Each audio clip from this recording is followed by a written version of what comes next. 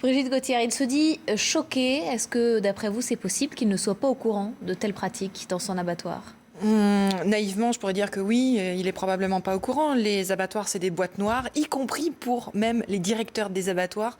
C'est encore plus grave que ce qu'on pensait finalement.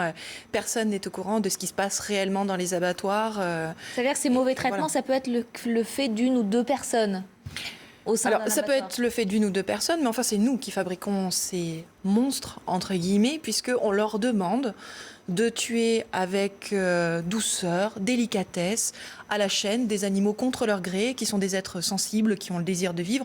On leur demande l'impossible, finalement. S'ils ne se fabriquent pas un blindage pour pouvoir agir de la sorte, planter le couteau, etc., ils ne peuvent pas travailler, ils ne restent pas. C'est pour ça qu'il y a un fort renouvellement des personnels au sein des abattoirs.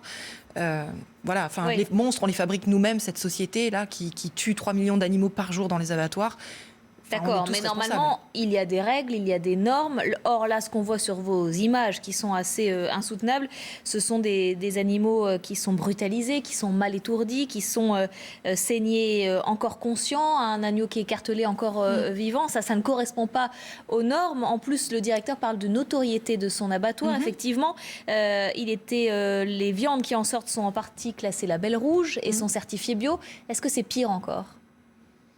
Non, c'est pas pire. Je crois qu'il faut... Enfin voilà, c'est le troisième qu'on montre là d'une série depuis quelques mois.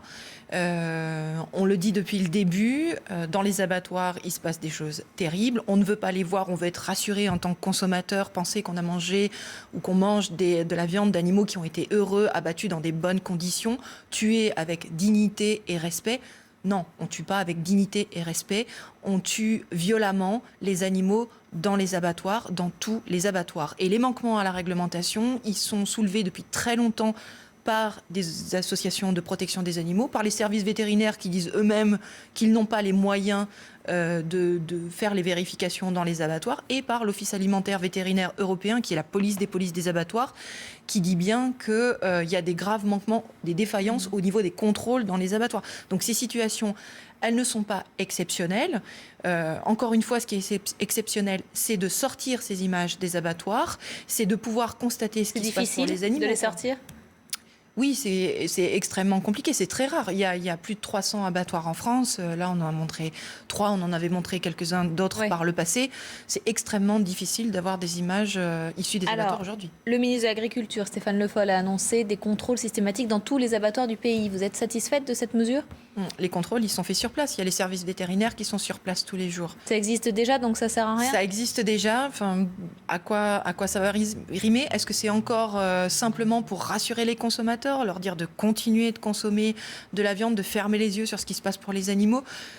On a plutôt tendance à penser qu'effectivement, c'est encore essayer de maintenir le conditionnement, les habitudes, la culture du fait de manger des animaux, alors que ce n'est pas nécessaire. Essayer de... Oui, pour vous, il faudrait fermer ces abattoirs et arrêter de tuer les animaux. Mais ce n'est pas que pour moi, finalement, puisque tout le monde est d'accord qu'on ne doit pas maltraiter et tuer sans nécessité.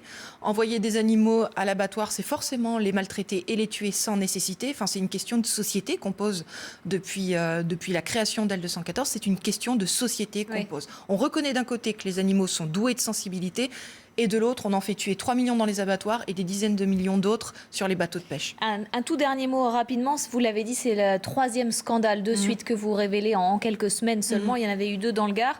Est-ce que ça veut dire que ces cas se multiplient ou simplement c'est un tabou qui se lève ?